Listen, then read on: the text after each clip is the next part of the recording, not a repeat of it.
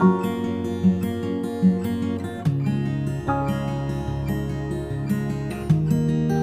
student to my channel BioTutor. Today I have come with an interesting part, that is chemiosmotic hypothesis. Okay, this hypothesis was first given by scientist Peter Mitchell. Okay, and according to this hypothesis, two organelles are involved for synthesizing ATP. What are they? First one is mitochondria and second one is chloroplast. In mitochondria, ATP is synthesized during cellular respiration, and in chloroplast here also ATP will be synthesized during photosynthesis. Okay, by generating proton gradient in the membranes of thylakoid. I have told you what? Membranes of thylakoid. Okay, now I am showing you the picture of thylakoid. Have you seen? Here two membranes are present. Yes, the first one outer membrane and the inner membrane. Outer membrane, one enzyme is present here, that is NADP reductase, and inner membrane, here one complex is present which is helpful for splitting up of water into H plus ion, that means proton H plus ion or hydrogen ion, and H minus ion. So while the water will be splitted here, the concentration of H plus will be gradually increasing. Where? This lumen here, which is enclosed by the inner membrane. Okay, not only that, also O2 will be evolving here. Where? In this lumen. Not only that, now I am showing you two systems. The location of two systems, that means PS2 and PS1. Photosystem is of two types, you know this one. First one PS1 and PS2, and here I am showing you the location of these two systems. First of all, this photon rays will be falling on the antenna complex or accessory pigments. Okay, it will be energized and this energy will be passing to the reaction center, and that reaction center is PS2. Okay, and while it will be energized, it will release two electrons, and these electrons will be accepted by one primary electron acceptor. Okay, and from there it will be passing from the higher gradient to the lower gradient. Okay, and these gradients will PQ, next one is cytochrome and PC. So while the electron is passing from PQ to cytochrome, this cytochrome B and F complex will be playing a vital role for passing this electron from PQ to the other system, that means PS1 system. Okay, not only that, it will be also helpful to pump two protons from the stroma to the lumen of the thylakoid. Okay, a pair of proton will be passing from the stroma to the lumen of the thylakoid with the help of this cytochrome complex. So the cytochrome complex B and F complex is performing dual function. First of all, it will be helpful for passing the electrons from PQ to the other system, and second one, it is also helpful to pump the two protons from the stroma to the lumen of the thylakoid.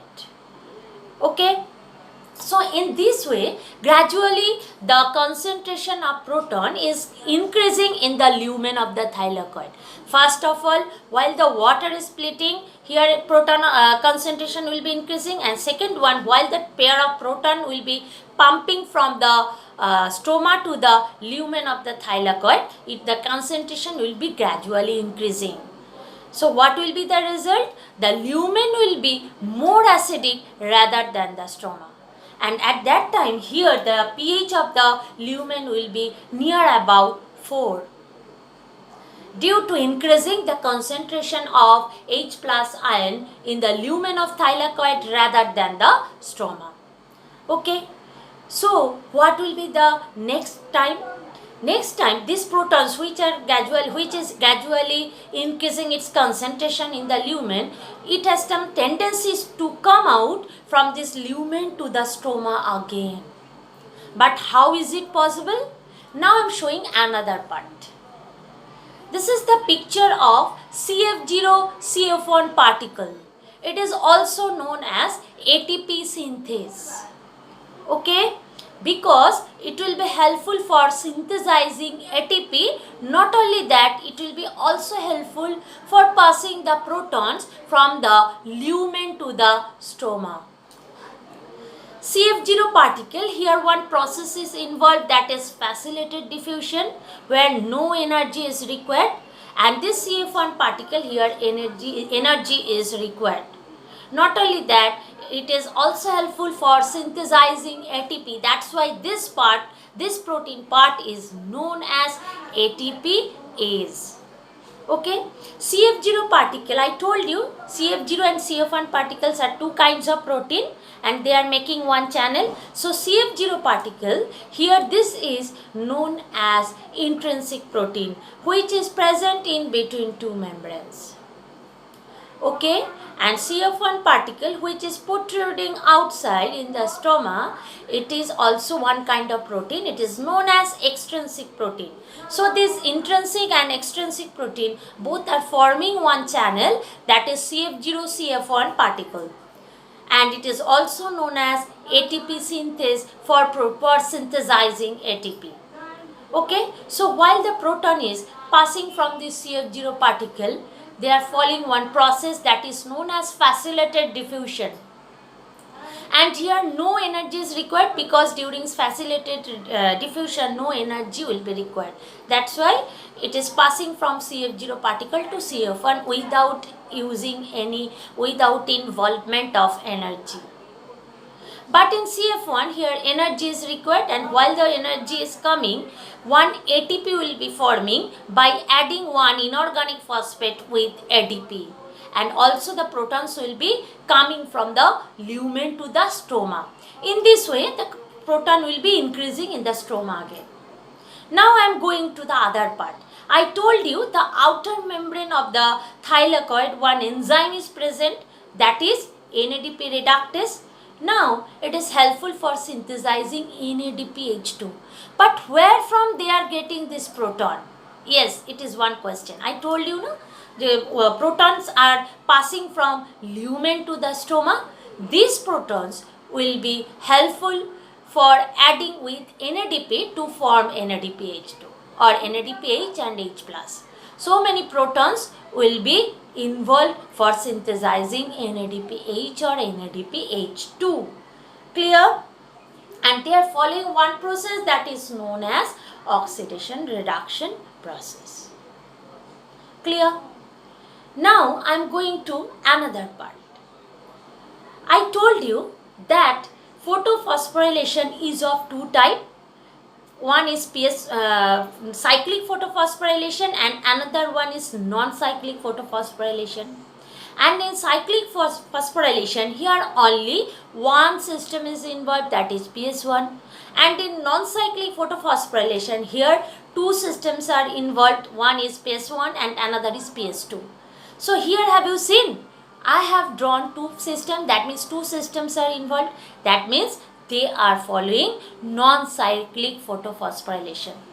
Okay, at first PS2 system will be activated, and from there these electrons will be passing from higher gradient to lower gradient to the PS1 system, and these electrons will not be coming back to the PS2 system again. So it is following this hypothesis here, which photophosphorylation is followed, that is non-cyclic photophosphorylation. Okay, so for this process, that means for this hypothesis, for synthesizing ATP here, which things are required, which are very important? First one membrane. So I told you a thylakoid membranes are here, outer membrane and inner membrane. Next one, proton pump. Next, proton gradient. A proton, if there is no gradient, so the process will not be happening. And last one is one ATP synthase for synthesizing ATP. So this process, this hypothesis is very important for learning. Clear? So after that, tomorrow I will come with another part, that is C3 cycle. Okay. Thank you, students.